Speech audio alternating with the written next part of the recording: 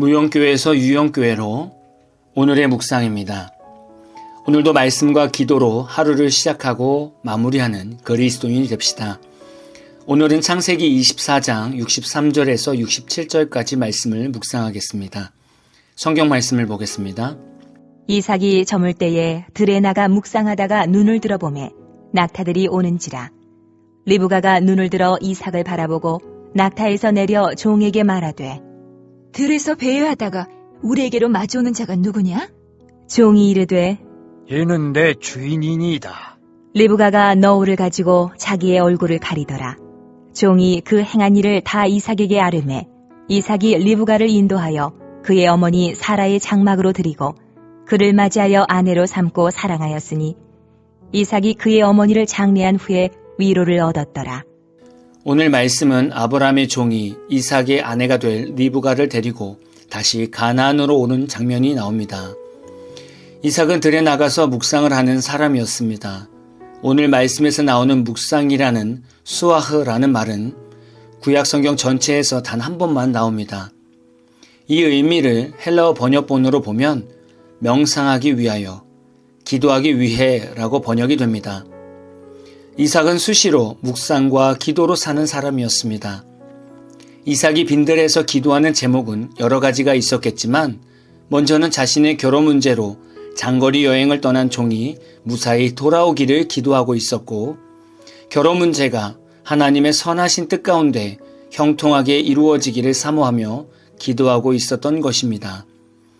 이삭은 자신의 결혼에 조급해하지 않고 하나님께 이 모든 일의 주권을 맡기고 자신은 기도와 묵상으로 결혼을 준비하고 있었던 것입니다. 성도의 신앙이 성장하려면 여러 가지로 영성생활을 해야 합니다. 그 중에서 중요한 것 중에 하나는 지금 여러분이 하고 계신 말씀을 듣고 읽고 묵상하고 기도하는 큐티의 삶입니다. 말씀을 읽고 묵상하는 시간은 자신의 복잡한 생각을 내려놓는 시간이며 하나님의 마음을 잠잠히 구하는 시간이 됩니다. 환경에 여러 가지 일들이 생기면 사실 우리 안에는 분주함이 일어나게 됩니다. 그래서 분주함에서 조급함이 만들어져서 일들을 그르치게 됩니다. 마음에 분주함이 생길 때 말씀을 읽고 묵상하는 시간을 가지면 마치 소방관 분들이 화재 진압을 하는 효과처럼 우리 내면에서 분주함이 가라앉는 일이 생깁니다. 말씀 묵상은 분주한 마음을 가라앉게 하면서 복잡한 생각 속에서 하나님의 음성을 들을 수 있는 통로를 만들어줍니다. 혹시 지금 여러분 마음속에 복잡한 생각과 분주함이 있으시다면 일단 일을 잠시 멈추시고 말씀을 생각하면서 잠잠히 하나님께 기도하며 묵상의 시간을 가져보십시오. 그럼 하나님의 잔잔한 음성이 여러분의 내면에 들리면서 마음이 차분해질 것입니다.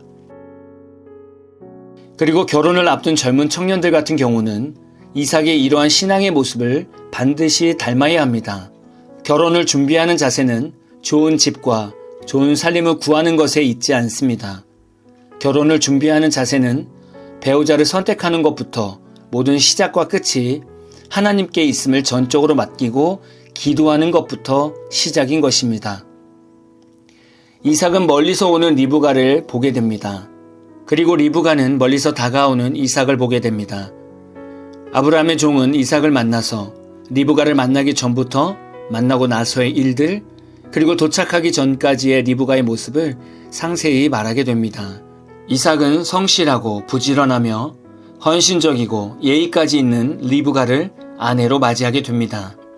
이삭이 리브가를 맞이하여 아내를 삼았을 때 이삭은 리브가로 인해 큰 위로를 얻게 됩니다.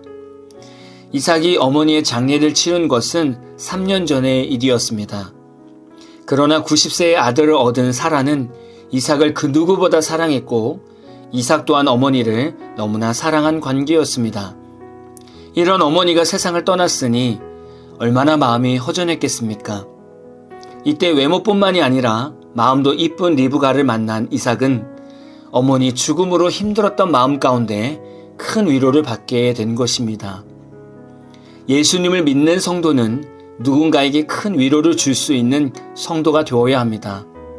여러분은 힘든 마음이 있을 때 어떤 사람을 만나면 큰 위로가 되시나요? 어떤 성도는 큰 슬픔이 있는 성도를 위로한다고 하면서 말을 꺼내는데 이런 힘든 일은 누구나 다 있으니까 크게 힘들어할 필요 없다는 식으로 조언을 하기도 합니다. 이런 말은 정말 위로가 안 되는 말입니다. 그러나 어떤 성도는 큰 슬픔이 있는 성도에게 다가가서 그저 안아줍니다. 마음으로 그를 이해하려고 애쓰는 것이지요. 때로는 100마디 말보다 사랑의 손길이 크게 위로가 될 때가 많습니다. 다른 이들에게 위로가 되는 성도가 되고 싶다면 먼저는 여러분 자신이 하나님의 사랑으로 위로를 받는 사람이 되어야 합니다. 그래야 다른 사람을 이해하고 존경할 수 있는 사랑과 국률함을 갖출 수 있습니다. 마태복음 5장 7절을 보면 국률이 여기는 자는 복이 있나니 그들이 국률이 여김을 받을 것이며 라고 말씀하고 있습니다. 내가 다른 사람을 국률이 여기고 위로하면 하나님께서는 우리를 더 국률이 여겨주신다는 말씀입니다. 이것이 교회를 세우는 가장 아름다운 모습이 아니겠습니까? 여러분은 하나님의 사랑을 가득 품은 멋진 그리스도인이 되기를 축복합니다. 그래서 여러분이 서 있는 곳에서 위로의 역사가 날마다 일어나기를 진심으로 소망합니다.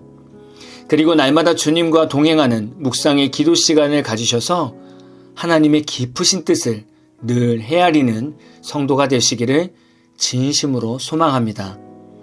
오늘 마무리 찬양은 브라이언 킴님의 주가 일하시네 라는 찬양입니다. 찬양 후에는 잔잔한 연주곡이 있습니다. 말씀을 생각하면서 기도하는 시간을 가져보십시오.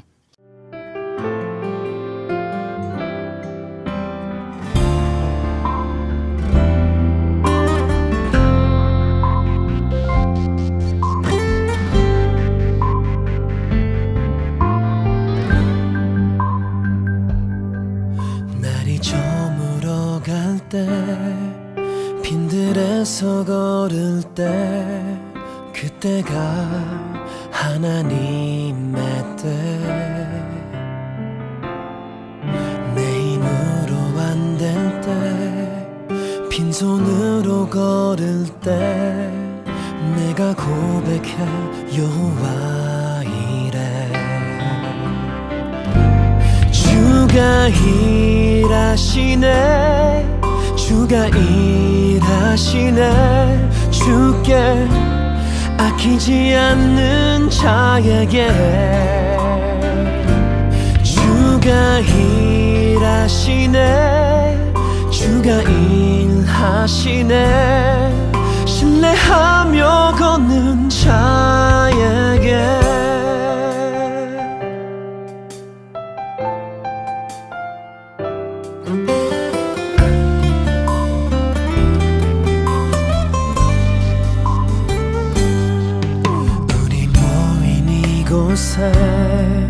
주님 함께 계시네 누리네 아버지 은혜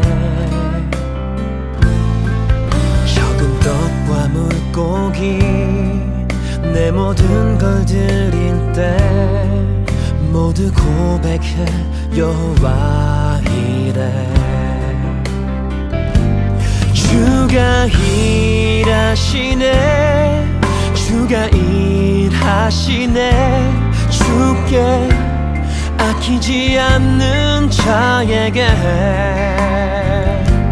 주가 일하시네 주가 일하시네 신뢰하며 걷는 자에게